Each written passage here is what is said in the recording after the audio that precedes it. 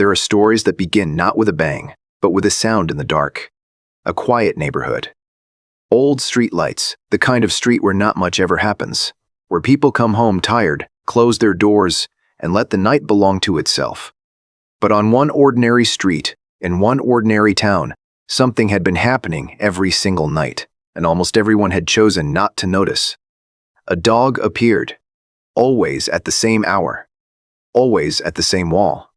And he barked, not at people, not at passing cars, not at shadows, just at the wall, as if he knew something was there that no one else could see. Neighbors heard him, then got used to him, then stopped hearing him altogether. That is how invisible things happen. Not all at once, but slowly, one ignored evening at a time. This is the story of a dog who refused to be silent, a dog who asked the same question every night for 30 nights until one tired man finally decided to stop, crouch down, and listen. And what they found behind that wall changed everything. This is not a story full of action or drama. There are no heroes in uniforms. There is only a dog, a wall, and the quiet miracle of one human being choosing, finally, to pay attention. The first time anyone heard him, it was past midnight. A man named Gerald, a retired postal worker, 68 years old, who never slept well anymore, was sitting by his window with a cup of cold tea. He heard it, a bark, then another, then silence, then the same bark again. Not frantic, not frightened, not the bark of a dog who wanted attention.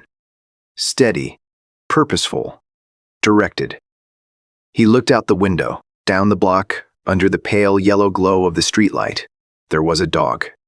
Medium-sized, brownish-gray, with patches of white near his chest, standing at the base of the old concrete wall that ran along the edge of an empty property. The wall was old, cracked in places, darkened by years of rain and weather. The dog was facing it, barking at it, then waiting, then barking again. Gerald watched for a minute, maybe two. Then he shook his head, figured the dog had smelled a rat, finished his tea, and went to bed. By morning, the dog was gone. The street was quiet, normal, as if nothing had happened. But the next night, there he was again. Same spot, same wall, same patient bark. Why does he always come back to this exact wall? A week passed. The dog came every night. Not sometimes, not most nights. Every single night. Around 11 o'clock, give or take a few minutes, he would appear at the far end of the block, walking slowly, not running. As if he already knew exactly where he was going and there was no reason to rush. He would stop at the same section of wall. Not 10 feet to the left, not 5 feet to the right. The same cracked patch of old concrete between the second and third drainage pipe, just above the ground. He would stand there, bark twice. Wait, bark again. Press his nose low. Sniff. Wait. Then bark once more. Gerald's neighbor, Patricia, started timing him from her bedroom window. 12 minutes. 15. Once, almost 22. Then the dog would stop, turn slowly, and walk back the way he came, disappearing into the dark at the other end of the street. "There's that dog again," people would say, and then they would return to whatever they were doing. The strange part, and this is the part Gerald kept turning over in his mind late at night, was that the dog never barked anywhere else on that street. He passed other walls, other fences, other dark corners. But he saved every bark, every ounce of effort, for one place. Only this wall, only this spot. But he never barked anywhere else. Only here. And only at night. It was Gerald who first truly stalked. Not just noticed from behind glass, but actually put on his jacket, walked outside, crossed the street, and stood close enough to observe properly. It was a Thursday, mild. The air smelled faintly of rain that had not yet arrived. He told himself he was just going for a short evening walk, but he knew, if he was honest with himself, that he was going because of the dog. When he turned the corner, the dog was already there, standing at the wall. Quiet for just a moment, then the bark came. Short, firm, and directed downward toward the base of the wall. Gerald stopped about 15 feet away. The dog did not run, did not growl. did not look at Gerald with the wide-eyed suspicion most strays would show a stranger approaching in the dark. He glanced once, a brief sideways look, and then turned back to the wall, as if to say, "I'm busy. But you can stay if you want." Gerald watched carefully. The dog would bark twice, then press his nose low against the base of the wall. Sniff. Pull back. Bark again. Then press his nose to one specific crack just above ground level and go completely still, listening. That is when Gerald gave him a name in his own mind. The Watcher, he thought. That is what you are. Because that is exactly what the dog was doing. Not begging. Not wandering. Watching over something. Waiting for someone to understand. Something about this wasn't random, not even slightly. 3 weeks passed. Then 4. The Watcher kept coming. Gerald kept watching, sometimes from his window, sometimes from across the street wrapped in his old coat, and slowly, quietly, something sad began to happen. People stopped talking about the dog. Not because anything had changed, not because the mystery was solved, but because the human mind has a remarkable ability to turn the unexplained into wallpaper.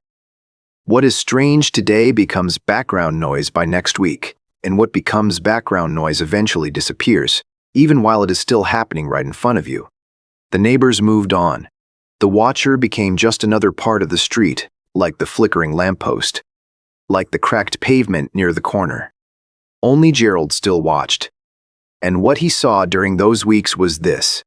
The dog never missed a single night, even when it rained hard, even when the temperature dropped and the streets emptied. This dog was there. Wet fur, flattened ears, standing at that wall, doing the only thing he knew how to do, asking. Over and over, in the only language he had. There was something heartbreaking in it that Gerald could not quite name. It was not drama. It was not desperation. It was something quieter than both of those things. It was loyalty. To something behind that wall that no one else could see. He never missed a single night. Not even in the rain. Not once in 30 days. And then on the 29th night, something changed. On the 29th night, Gerald made a decision. He did not tell anyone. He did not make a plan. He simply put on his jacket after dinner, took his flashlight from the kitchen drawer, and walked down to that wall. When he arrived, the Watcher was already there. Of course he was. This time, Gerald did not stand at a distance. He walked directly up, slowly, hands relaxed at his sides, and stopped about 3 feet away. The dog looked at him. Really looked. The way animals sometimes do, not with suspicion, not with excitement, but with something that felt uncomfortably close to recognition, as if he had been waiting for Gerald to make this walk for a very long time. Then the dog turned back to the wall and barked. Hard. Twice. Gerald crouched down. He pressed his ear toward the wall. He listened. At first, nothing. Then, and he would later find it difficult to explain, a sound. Faint, thin, barely there, like something very small and very tired trying to make itself heard through thick concrete, or perhaps trying and failing and trying again. He could not be certain. Maybe it was the drainage pipes, maybe it was wind finding a path through an old crack. But the Watcher pressed his nose against that specific spot, low on the wall, near the base, and then looked at Gerald. Then at the crack, then at Gerald again, asking, clearly, plainly, asking, was he trying to tell someone something all this time?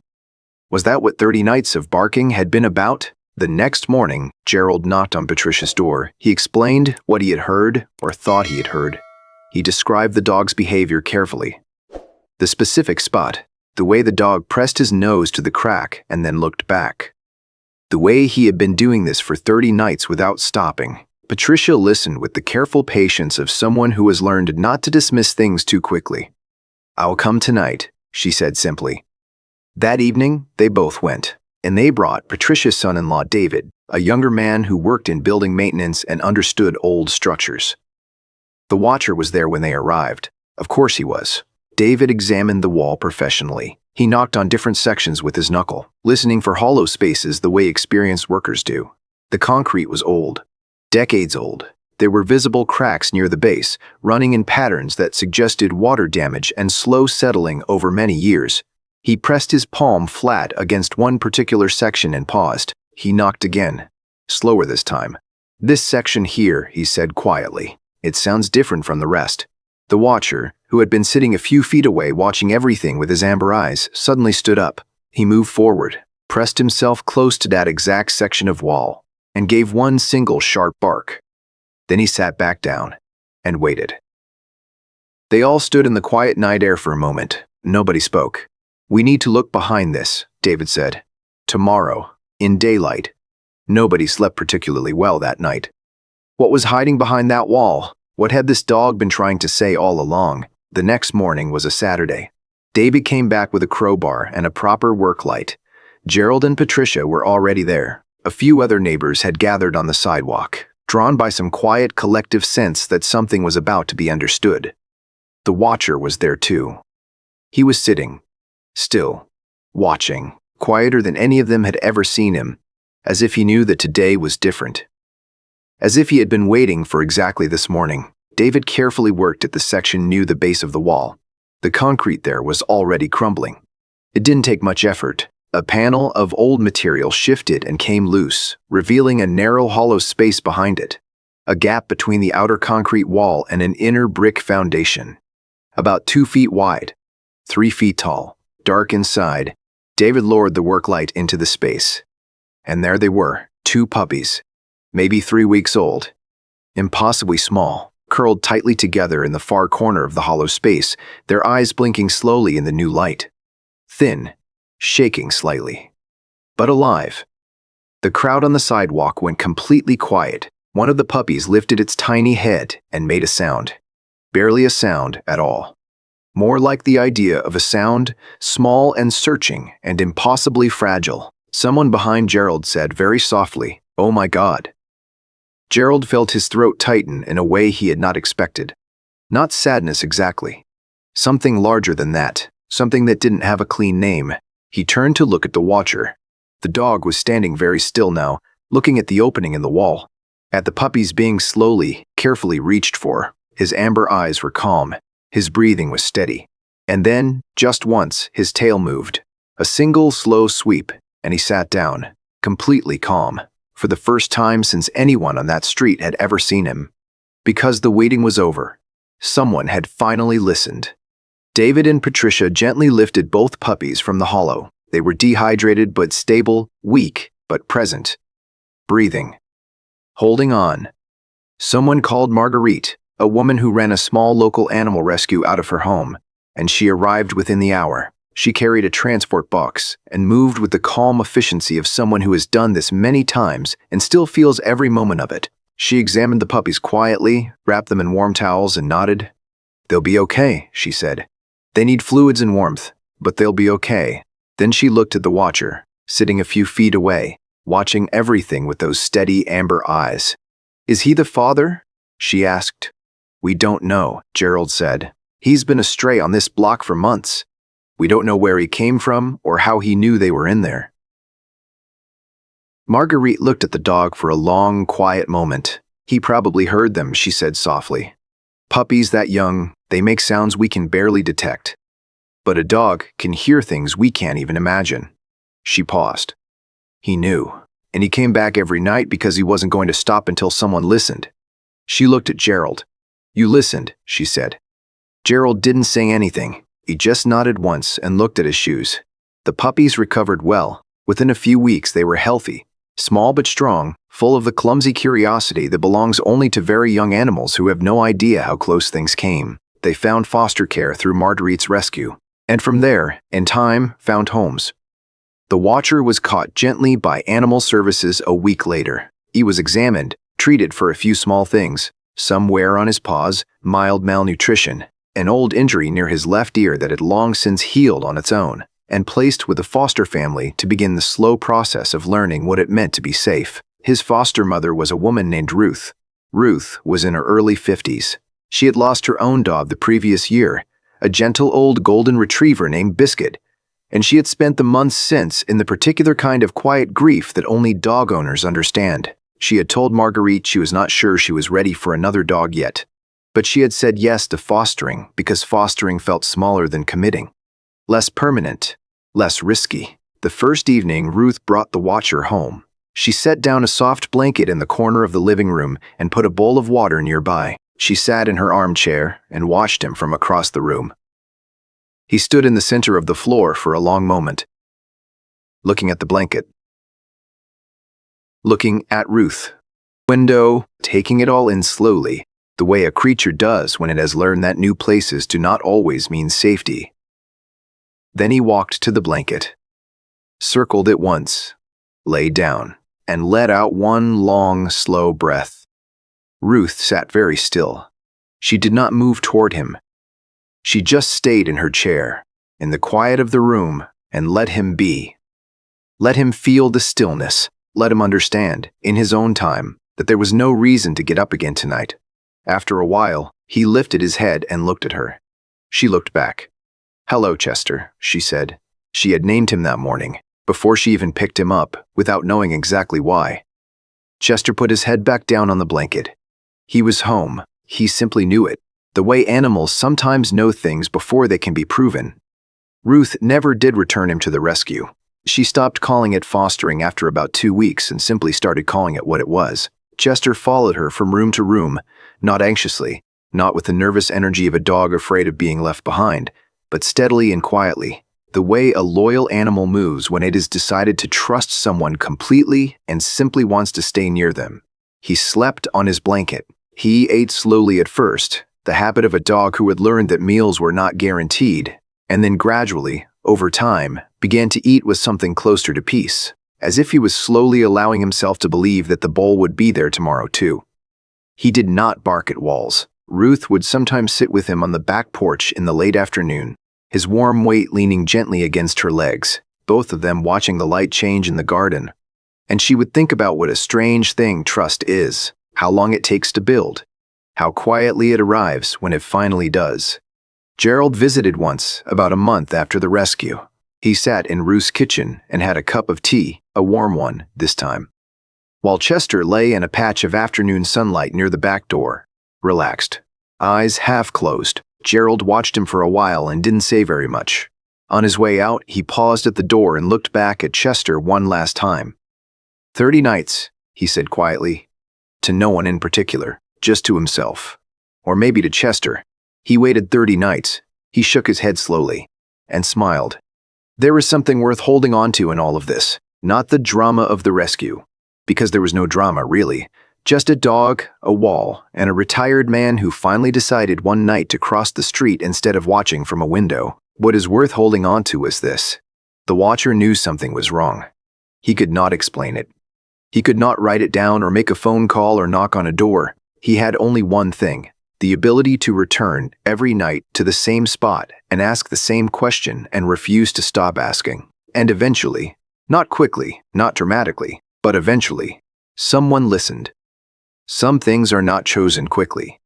Some help takes a long time to arrive. Some creatures wait far longer than they should have to. But when one person finally stops, when one person crouches down and pays attention, the whole world can change for something small and frightened, hiding in the dark. It just needed someone to check. It just needed one person to stay long enough to listen. If this story stayed with you, even just a little, then you already know what it means. There are animals in this world right now doing exactly what Chester did, returning to the same place, asking the same question, hoping that today will be the day someone slows down enough to notice. Most of them never get it, Gerald. But some of them do, and the stories of the ones who do, those stories remind us of something important about what it means to pay attention, about what it means to care. If you would like to hear more stories like this one, quiet stories, real stories, stories about the small moments that turn out to matter, then there is a very simple way to make sure you never miss one. You already know what it is. And if this story moved you, share it with someone who loves animals. Someone who needs a reminder today that kindness is still out there in the quiet corners of ordinary streets, waiting to be found. Thank you for staying until the end. Some things are not chosen quickly, but they are always worth the wait.